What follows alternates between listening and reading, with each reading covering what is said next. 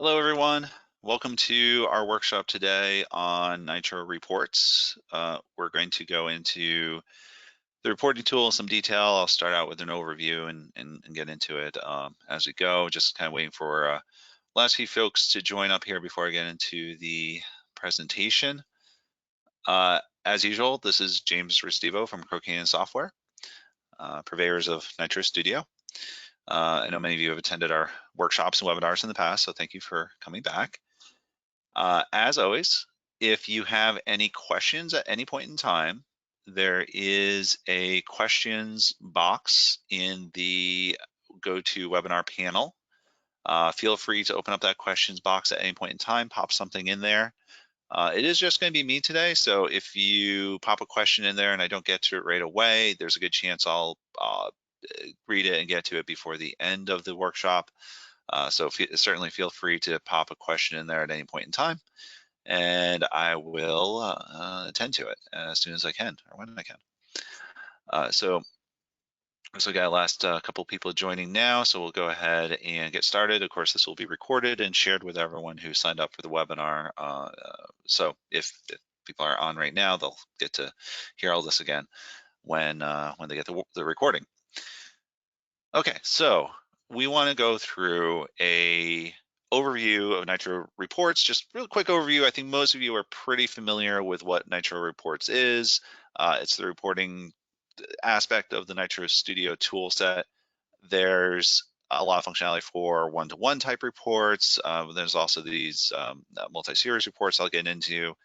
But kind of at the base, core of it, the NITRO Reports are a great way to visualize the information in your list. And you could also do list roll-ups. So if you wanted to show information across multiple lists, you could do that as well. Kind of show you the kind of a standard report is where you can compare one column to another. So of course, this is going to be like a one-to-one comparison.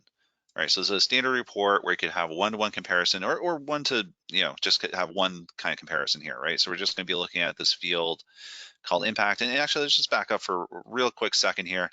The data source I'm going to be using for this, and this is important for any kind of reporting tool, you wanna understand what your data source is going to be. The data source here is an issue tracker list I created, populated some dummy data. For the purposes of this demonstration today. So this is where the data is coming from. There's going to be a priority field, an impact field. There's going to be, we're going to look at some hours data. So, for a project management scenario, you can take a look at how hours can be pulled out. We can look at statuses compared to those things, departments as compared to those things. There's also a issue logged by, so we can use that as our person and group column. So a lot of these fields we can use in our reports, and I'll just use them as our examples as we go through here and go through the different types of reports that can be created with NITRO Studio. You see we also have some date fields in here as well. So we're going to be looking at all that stuff. There's the issue tracker, which is one kind of list, a data source I'm going to be pulling from. There's also this revenue list I'll be talking about in some detail. So you can see there's other types of data, other data points we can pull out here, just different ways that we can show different types of reports. So I'll be using these things. So at the heart of it, just to go over it, the list source, the data source for these reports is always going to be a SharePoint list. And it could also be a list rollup, which would be a rollup of multiple lists in one view or one one report. So if you're using our onboarding tool, you have that example in place already, but it's basically just taking a bunch of different tasks lists and putting them into one place where you can do some reporting off of it. Not going to talk about the list rollup too much because a lot of what you can do with list rollup is pretty close to what you can do with everything else. I just want to kind of highlight that that's possible, that you can do these reports on multiple lists at one time. But kind of the basic report that we're starting out with here is this issues by impact report. And see, I pulled it up over here. There it is. And we're going to show the report preview. So you have this preview option where you can see what the report is going to look like. Now, how did I get here? Well, we just went ahead and added a field. Our impact field is this column here with these values, critical, high, and low.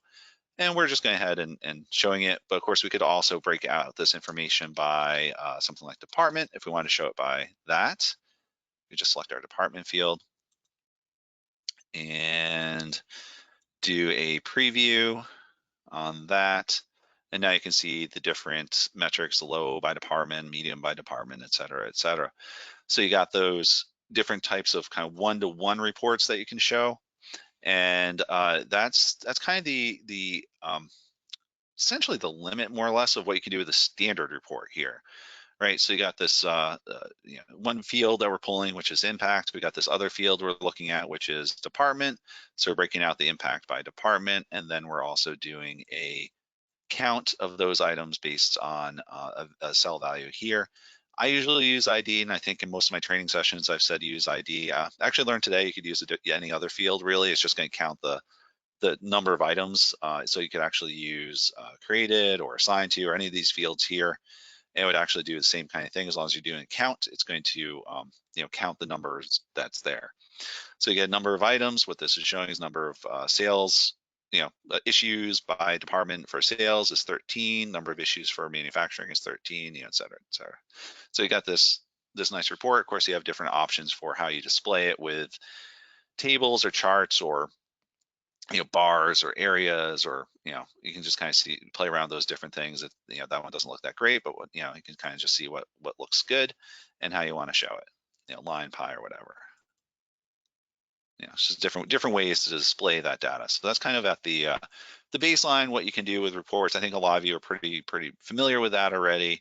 So we'll kind of leave it at that for now. If you have any questions on that piece, feel free to pop them into the questions box at any point in time. But that's the standard report. But one thing I want to kind of highlight here in this workshop, especially for folks who kind of know this is what you get. There's another type of report in here that I want to sort of focus on a little bit that I think is hidden a little bit and may not be as known across general users of NITRO. It's this thing called multi-series report. So when you're in the reports interface here, you can go get this multi-series report. Now, what's the difference between the regular report, standard report, and a multi-series report? Well, the standard report, as I said, is going to be giving you kind of a one-to-one relationship there. We saw that impact to department. So it can break out that impact field by department, or it could be priority by department, or it could be category by assigned staff if you're using the IT help desk. And there's a lot of these pre-built types reports in our system already, assets by category, assets by department. A lot of that's pretty standard stuff you can do with reporting, and it should be there out of the box for anyone using our out-of-the-box tools. Of course, you can always build those out pretty quickly with kind of doing what I just showed you on how you can do it. So that's kind of a one-to-one scenario. The multi-series is a little different, and that allows you to put a multiple data points on your report. So it's kind of a one-to-many relationship. And I'll show you what I mean by that. So I have this one, priority versus, actually, let me start with this one because I think this will be a little easier to understand. So we got this issue flow by month. So again, referring to that issue tracker list as our data source here. And I'm looking at the all items view. Of course, you could put multiple views in here if you wanted to have different types of ways views are broken down. One trick with this is that if you're using lists with over 5,000 items and you have that 5,000 list view threshold, one way around that is to create multiple views with each one returning less than 5,000 items. And then you can use those many views in your report. So then as we come down here on the multi-series report, you'll see that there's this category value type.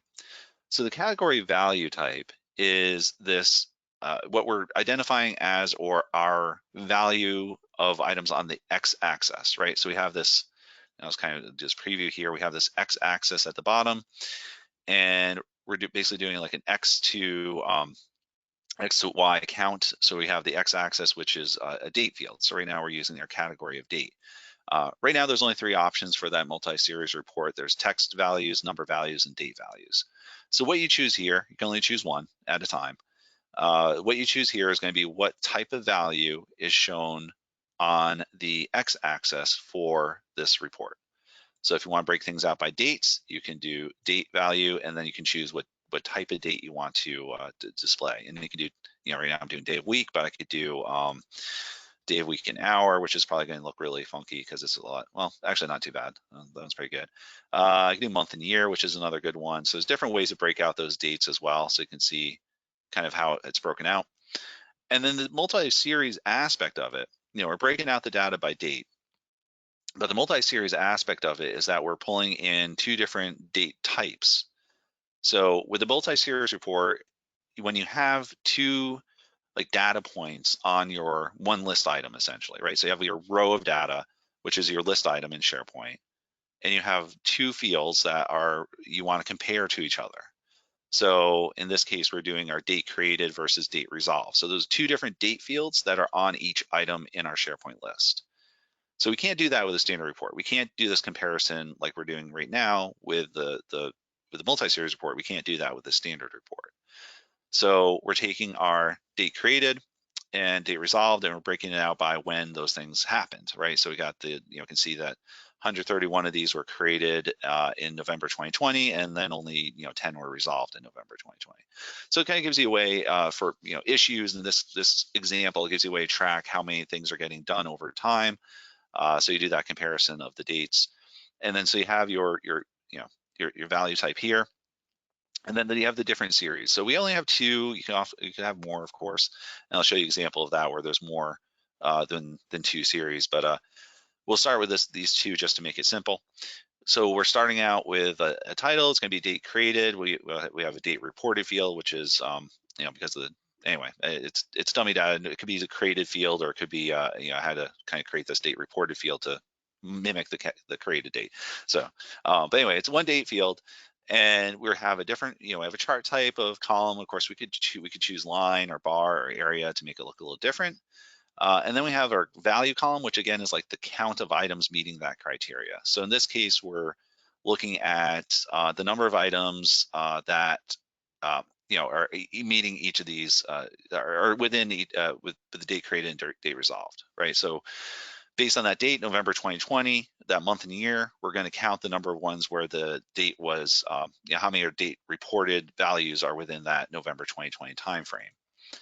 And then here, it's going to be the same idea. It's how many of those items in our list by count of IDs, how many items in that list have a date resolved within that November 2020 timeframe. And that's, of course, one column on here. And it shows you all the other columns as well. So that's kind of how you get that comparison. Of course, we could do a different type. We could do a line to kind of show something a little different. And you see, you give a line kind of comparison there. So if you want to do those types of comparisons, it's really neat to do that with the multi-series reports. So again, that this is looking at dates. So that's one option here. You can see there's date, text, and number. I'm not going to talk about number in this one, but date and text. I think text more than date is actually going to be one of the more valuable options here for you in this category option. And I'll show you what I mean by that in forthcoming examples. So of course, you get it the way you want. Go ahead and hit save. You can see there's some label options on here, so you can show your legend position. Of course, this being the legend right here, date created and date resolved. We can show that legend at the bottom left, so you can kind of play around with that and see where you want to put it. All right, so we can save that. And you can see another type of multi-series report we've created here is this priority versus impact. And this is going to be a little different than the one we just looked at, because this one's looking at the text field. And you see the text is what we're putting on our x-axis here for this multi-series report. So we've got the text value, one of them is priority, one of them is an impact. So in some users, some cases, there might be two different, need for two different values. Something has a high impact but low priority, or vice versa. Or like you could do like an effort analysis, effort value analysis, where it's like high effort, low value, low effort, high value, whatever it might be. You can do those comparisons and see how many items you have. Again, we're doing a count of items that you have meeting those criteria. So again, it's we got our text value, And so when you do that, when you have this category value type text and you have this value column here, or sorry, category column, this is not going to show you any of those date fields. It's only going to show you text fields. And text fields actually includes person and group columns and number columns to some degree. So there are, you can see there's no date fields in here. That date was a date created, date reported. None of that created date's not in here, modified date's not in here. Modified by is, because that's a person or group column. But you can do that. And then so in this case, what we're doing is we're getting the priority. We'll call the category priority, and we're going to call the volume value priority, count that. So in this case, we have a couple different values here. We're doing priority and impact as the values that we're counting, and we're counting two different ones there. So we have the priority of impact of, it has a critical 64 items have a critical impact and 46 items have a critical priority. So you can see those metrics here. One note about stacking, it's in our last report, we saw some stacking. If you want to do that, we can do change the stack to yes here. You also notice I set the color here. This is a user defined color. So this allows you to make sure it stays in one color scheme and it doesn't change every time you redo the report, which is something that happens if you don't set that. So you set that to stack, and you see it rearranges it for stacking with those same values. And we have a medium impact and a normal priority. So probably should have been the same, but they're different. That's okay. You can look at them, compare them like that. So then, if you wanted to, if you wanted to do something different for your value column, so right now we're doing a value column or category column, categorization by priority, but we could do this, we could use something else. We could do status, and it'll count the priorities. And this one's just going to be, it's not going to look too crazy, but I just kind of show you can change this category column and kind of move it around. Try some different options there and see what works for you. And that one doesn't look that good because it's just counting the number of items. Of course, all statuses have, there's these different statuses here. They have a number of items that are, here they have 87 priorities and 87 impacts, but that doesn't tell you the breakdown of those things. So you want to be careful about how you set it up and what values you're using and what you're grabbing for showing in that report. So you can see this one doesn't give you anything too relevant, but you could go back and change that labeling, which is basically your way to break out the data. And you can, if you do a mix and match, just kind of show you what that looks like. It kind of looks a little funky too, because it's, now you have those statuses, then you have the priorities in there. So you kind of want to be a little cautious about how you set it up, but that just gives you some insight into how these different changes and modifications are impacting the report. So you can play around with what works for you and what looks good. So another way to look at this, kind of maybe more explicit example of when changing the category would make sense, is this other type of report we have here where we've, let me cancel out this one. We've added some hours data. So this could be like hours for like project tracking, or it could be dollar values, any kind of like number type of situation. We're again using the text category, and I'll show you why. So we're doing this on this hours purchased versus used. So again, we have these two different, let me go back to our data source here, the issue tracker. And so you have hours purchased, hours used. So, think about like on a project scenario, you have your a column that contains how many hours are allocated for that project. And you have a column for how many hours are used for that project. So you can do a comparison across the two and get that into a report. So again, multi-series report, we're taking two data points from our row here, at least two. In this case, we're doing hours purchased and hours used. So we're doing, these two data points, and then we're going to kind of add them up across the different items here. So if we come into this, I'll show you kind of what this looks like. I was playing around with it a little earlier. So, kind of breaking things out by, who it's assigned to. In this case, issue log by, or, it's a person or group column. So it could be assigned to, or it could be something else. I just happen to have it in that particular field here. But you can see the different types. So we could do column. It kind of probably makes it a little more explicit, do column type. I'm not going to stack them. I'll show you what that looks like here. All right, so this is broken out by person, which is fine. That might be one way to break it out. But you might want to break this out by department. So let's say you wanted to show, again, we're doing a couple different calculations here. We're doing hours purchased, and we're doing a summation of those hours purchased. We're doing it by department. And now we're going to do a summation of those hours used, and we're going to choose department. So, it shows you an example previously where you might have different category columns. In this case, you might want to keep it the same, because that way it keeps the data down on the bottom consistent. And we'll do a show report preview. You can see across the different departments, you can see how many hours were purchased and how many hours were used. Of course, you could do that for like budgeting for dollar values. If you have a budget for finance and see how much of that budget's been used, you could do that similar way. You just basically say your department field is your category using text, because you're using text, and then what value you want to put on there. So in this case, it's hours purchased, but it could be some dollar amount, and you're doing a summation here.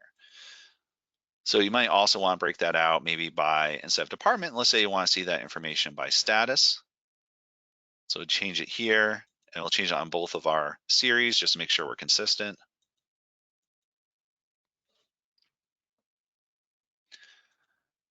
And okay.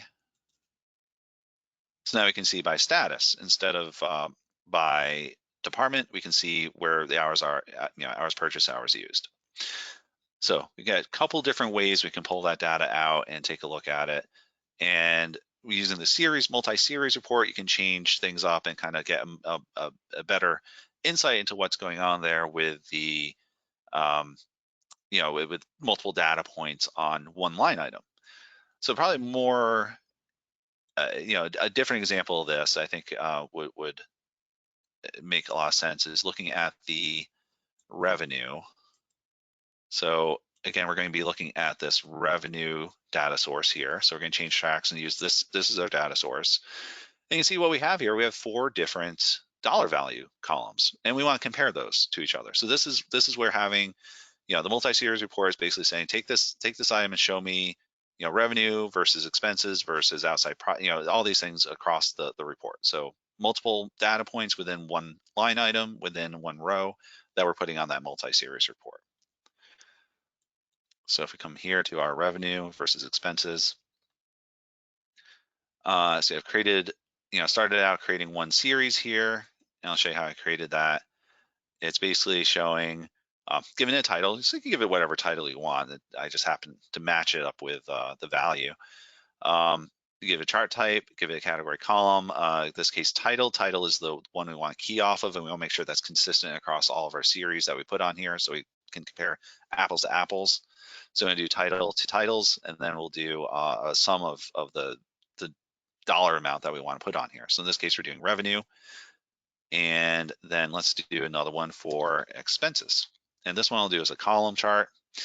And our category column, again, is going to be title, because that's going to be what our x-axis here. Again, category, meaning x-axis essentially. The value is going to be expenses. And we're going to do a summation. And we're not going to stack it, and we're going to give it, I like to give it red, it's red, it's expenses, so let's give it a red color.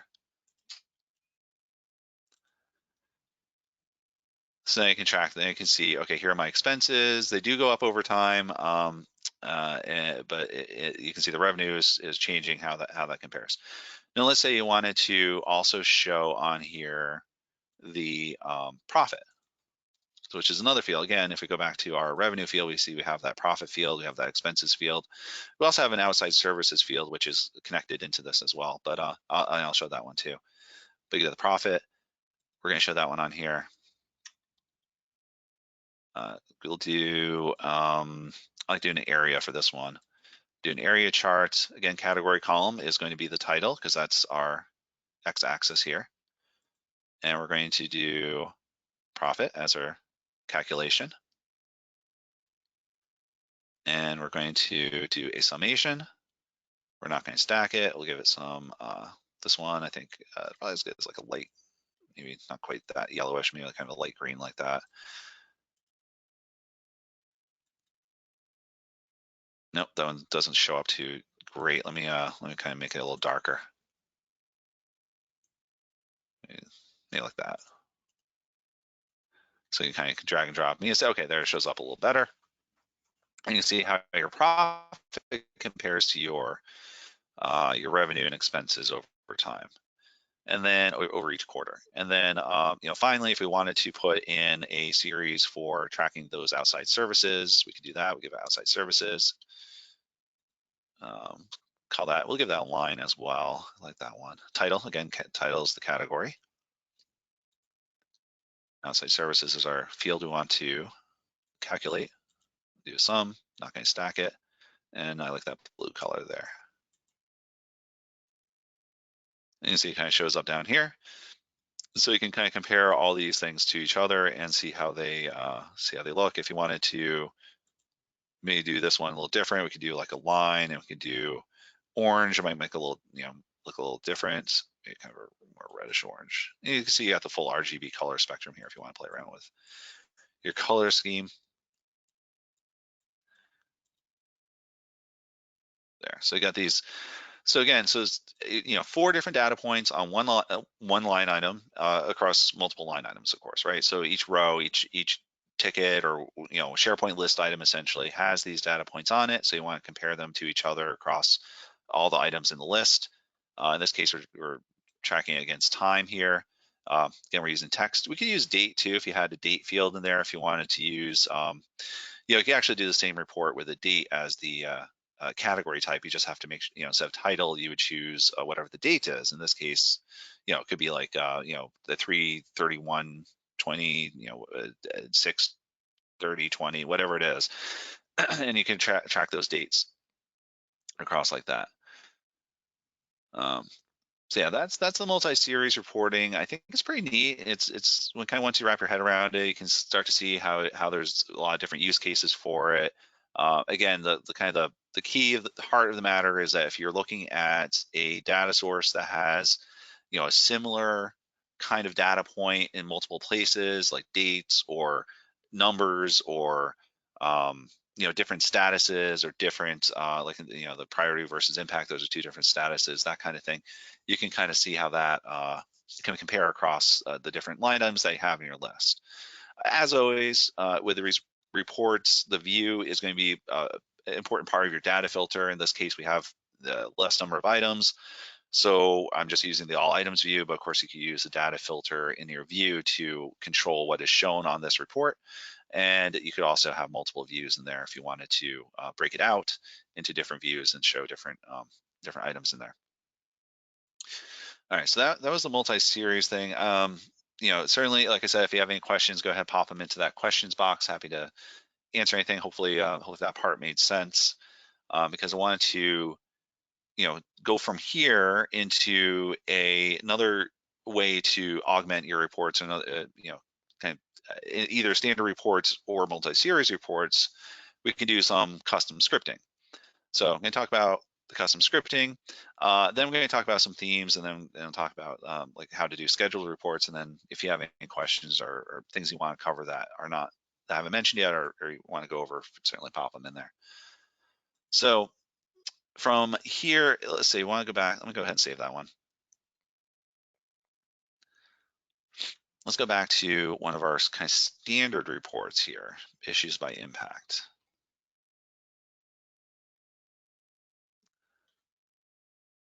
So you can quickly see in the settings, it's a standard report. We're doing just kind of an impact across all items and just getting a straight count of how many items are in there.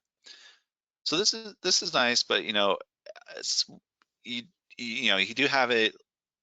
It's not quite in order, right? Well, this is in alphabetical order, as you can see. It's got C, H, then L, then M. Like, okay, alpha order, maybe not the best way to lay this out.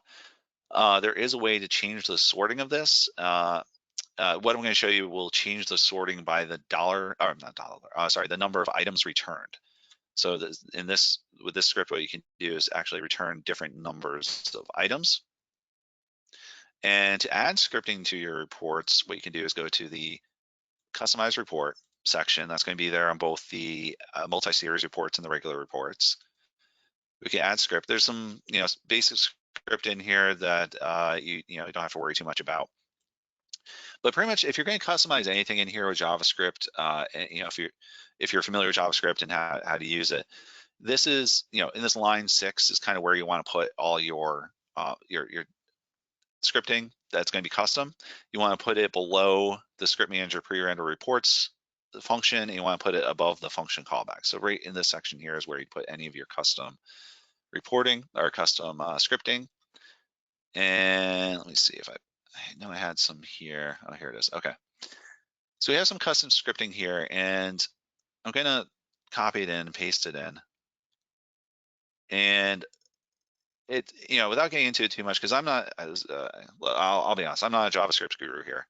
Some of you might be better at it than I am. I'm sure a lot of you are, but you could probably look through this, and we can certainly share this information with you. But just with some of the basic knowledge I got from my team on this, it's pretty easy to kind of manage. So there's a couple different things happening. One thing the first thing we're going to focus on here is the sorting, and you can see there's this kind of this compare function up here, compare variable at the top, and we're going to take that compare variable and put it into that sorting option here as well, and down here.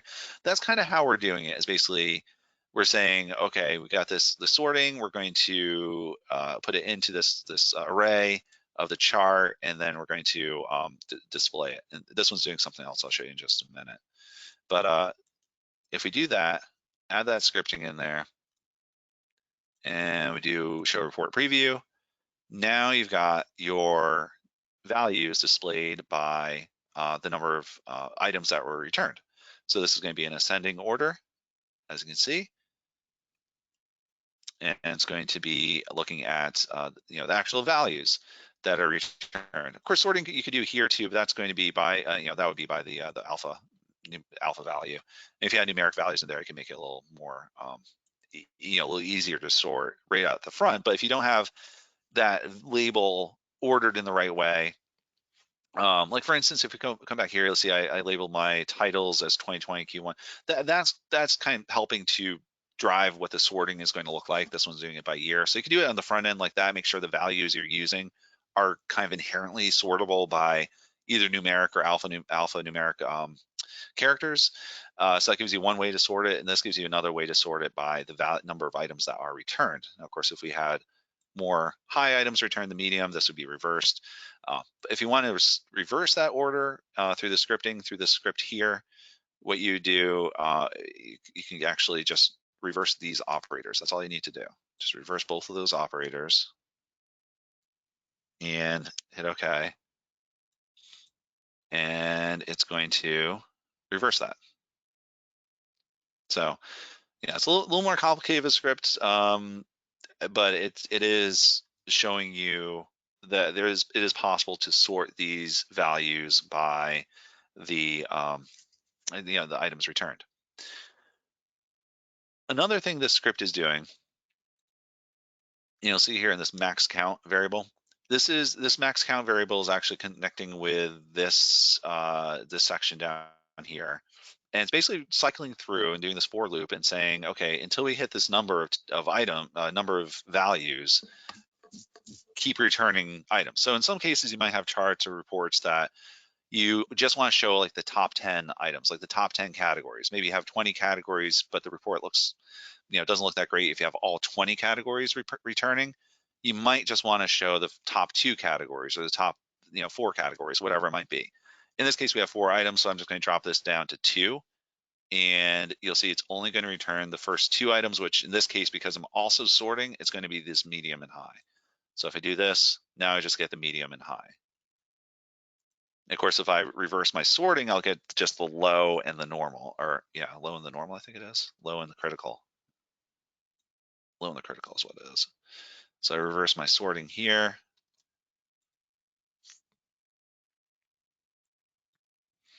And come back up. refresh that and say it's low in the critical, right? So the lower end value, so it's taking that sorting, whatever you're doing, so you can use that combination of sorting and the combination of and that max value to return only a certain number of items. So again, if you have like 100 items or 20 items and you only want to return the top 5, you can do that. So that through the sorting and that max count function, you can do that. So yeah, that'll be yeah. So that's how you do that. The other neat thing we can add in here, and other than sorting, let's say you just simply want to add in labels. So you can see you can hover over and see a number, right? So we got the number here, 64, 32, but let's say you wanted to display that explicitly on the report. We go ahead and add our, do our scripting. There's this real simple script here. I'll share it with you here. That's it, just one line. So we're doing our Kendo chart, which is our object that we're referencing, where you're saying add some labels, and are those labels going to be visible? Yes, true. And we put that above our function callback and hit OK. Show report preview. And now you get those numbers right at the top that you want to show. So if that's all we wanted to do, which is fine, I mean, we could take out, there's none of this other scripting is required. So we can actually go ahead and take out all the rest of this stuff. Just have this line right here. Hit OK. They took out the sorting and put them back in alpha order, which is fine. But you get those numbers on there. So that's something you can do in both the regular reports and you can actually do this in the multi-series reports. Multi-series is going to be a little different. Let me show you what that looks like in the multi-series option.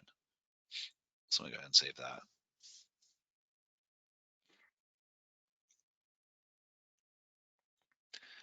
Let's say we wanted to do, let's look at the revenue one. Now that one's probably not going to look that good because I think the numbers are too large. Do priority versus impact. Let's do this one.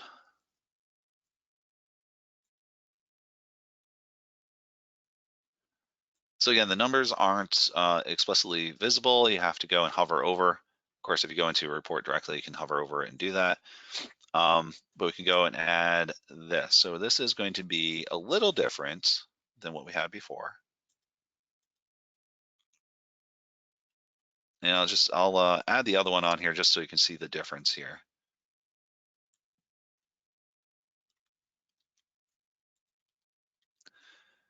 You can see here's the, you can see there's a little difference here. The labels, visible, true, that part's going to be the same.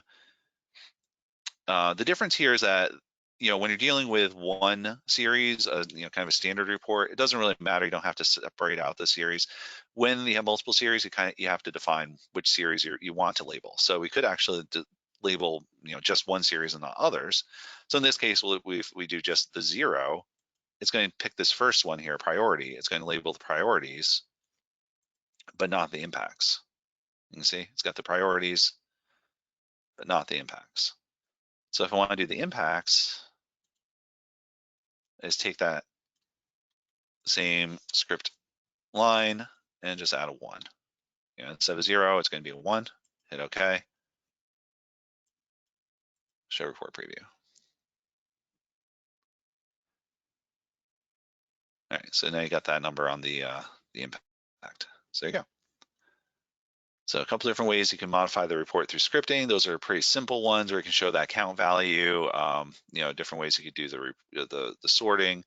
I will also show you that it's kind of for for your own homework, if you want to go and take a look at it. There is Canyon.help, an article about how to add some other types of scripting, different ways you can do it. So now that you know how to add scripting in there, just hit that hit script thing. We do have some other examples other than what I showed you today, where you might want to put a currency symbol in there. So, we have some sample script on our 622 article here to show you how to do that. Again, just copy and paste it into your, this is doing the whole thing. Yeah, that's fine. I mean, basically it's just this function here, essentially. There's a few other things. Oh, total access, total Y. So yeah, you basically take the whole thing and put it in there. Then there's also this function if you have items, again, going back to like budgetary stuff, if you have items in the millions or thousands or hundreds of thousands and you wanted to show it differently, they have this script function here where you can put that in there and lop off basically all the extra zeros that you don't want to see. And this one's doing 100, but of course you could do 1,000 or million or whatever your value amount is. So you can do that script function there as well. So a couple of different ways you can put the scripting in your report. Now, a couple of things I want to show you other than the multi-series and the scripting. So I'll show you the theme aspect, and then I'm going to show you how to schedule reports and workflows. So again, feel free to use the questions box if you have any questions, or if this didn't make any sense, or you want me to cover anything again. We have definitely have some time to do that. So feel free to pop into that questions box anytime to ask a question. Otherwise, I assume it's all clear, and you guys will be going and customizing reports with scripting, willy-nilly. So I hope you do. So report themes, just talk about that real quick, because that's something that is, I think, typically glossed over in the training, but I want to kind of highlight it here.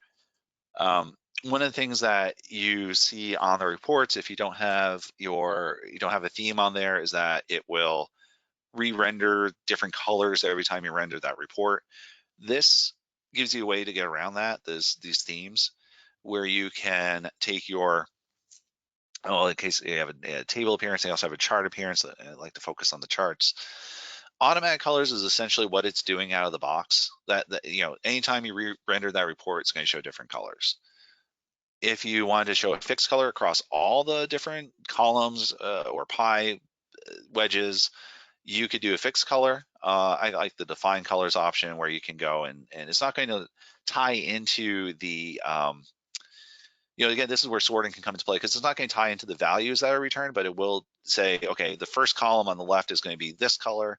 The next column, if you're doing columns or bars, from the top to the bottom or from the bars from left to right, or columns from left to right, you do, first column is going to be this one, second column is going to be this color, third column is going to be this color. And those are kind of set in stone. So however those are rendered using sorting, so if you do ascending versus descending or something custom with our scripting, it's going to look at the first column that gets returned, second column, and use these colors in this order. But you can, that's RGB, colors, so you can put whatever you want in there and define those colors. But that's what the theme aspect is. For that, so you can go and add some theming to your reports and make it set in stone or use certain colors that are specific to what you want those colors to be. All right, so that's the theming option, and to add a theme, just to quickly point on that. So you don't have the themes. So we talked about those multi-series reports. You don't have those themes on the multi-series reports because you can go and set those colors directly through here. The theme's not showing up here for some reason. I think maybe it would show up there actually, because I'm actually it should show up on the regular reports. I think for some reason this demo site it wasn't showing up. I'll talk with my team about that. So not a huge blocker, but we'll get that fixed up.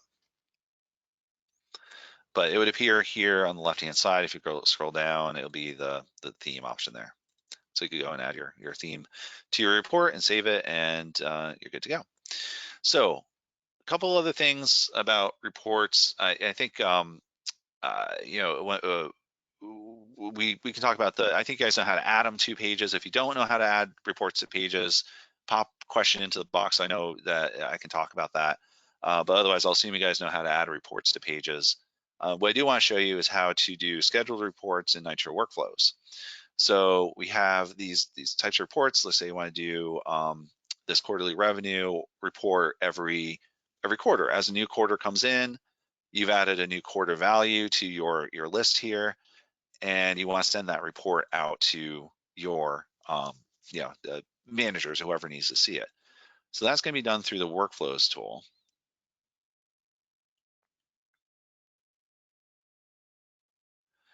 And we're going to create a new workflow here. In this case, we'll do our revenue list. You can see there's a scheduled report option under when to start the workflow. And we can do it on, by hour, day, week, or month. So every month we can send that out, or every week we can send that out. And the hour here is going to be dependent on the regional time settings for your site. So hour 9 is basically the 9th hour in the day after midnight, whatever your regional time setting is. So if you're set to Pacific time, it would go out at 12 p.m. Eastern time, which would be 9 a.m. Pacific, of course. So you can, if you have some, that does come up. That question does come up a lot with customers, like how, why is it sending out at the time it's sending out? Well, it's because your regional time settings might be different than where you are. You might not be aware of it. It might be something you're just not aware of. So there's one thing to look at if you're scheduling reports and they're not coming when you expect them to. Let's say we want to do something every day, and how we're going to embed that report is actually through a mail template. So we simply create a mail template. So demo template here. Let's give it a demo template. Subject, daily report. And then you very simply just come to insert report as attachment, and you pull which one you want to pull down, revenue versus expenses or quarterly revenue, whatever the one is that you want to pull into that mail template. It just adds it as an attachment, and you're off and running. So that allows you to do that. You can put some text in there, of course, or you can leave it blank. It's up to you. However you want to do it, hit that save button. There's your template. Give it an action name, and it's just a send mail. So you can go to send it to particular individuals or send it from, and then you have to choose the from address. But pretty typical send mail stuff. But that's all you need to do to embed it into a scheduled workflow to have that report sent out, on a periodic basis. So pretty straightforward on that. Of course, within the reports themselves, once you got them embedded on a page, I didn't embed any on a page in this one. Let me do.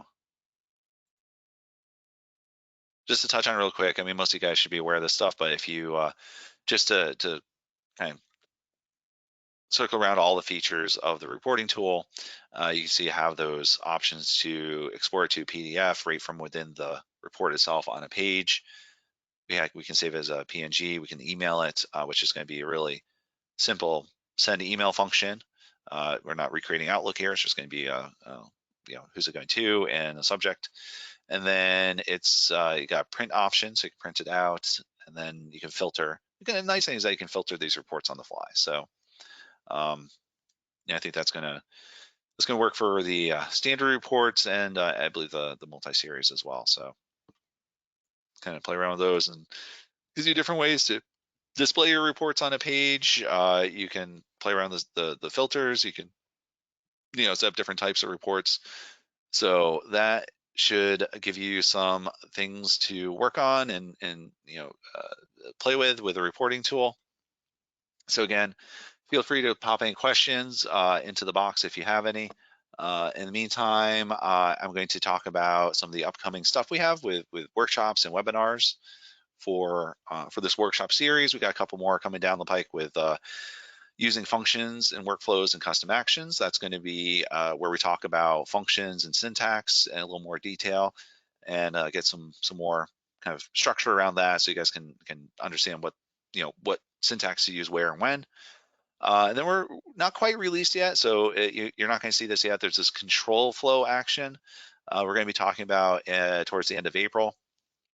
And it's a different way to handle workflows. Just to give you a quick preview of what that's all about.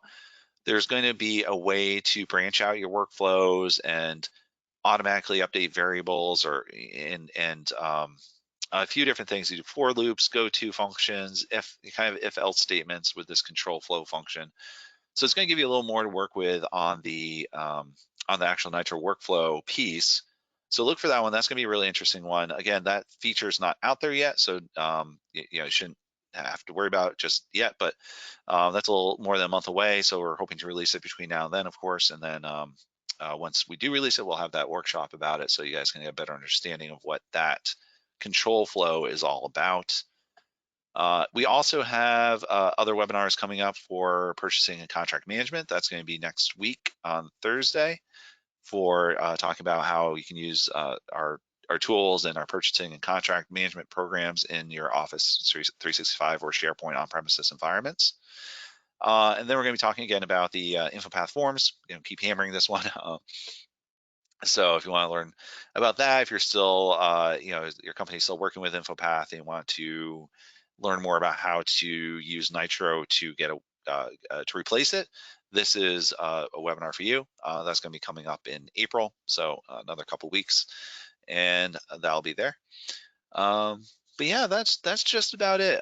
Again, feel free to reach out, email with any questions you have, we'll take any workshop suggestions as well. And we've got a couple lined up, but if there's something you want to learn more about that you haven't seen in our workshop series already, or isn't covered in materials you've seen, something you just want to get more information about, certainly feel free to reach out and make some suggestions.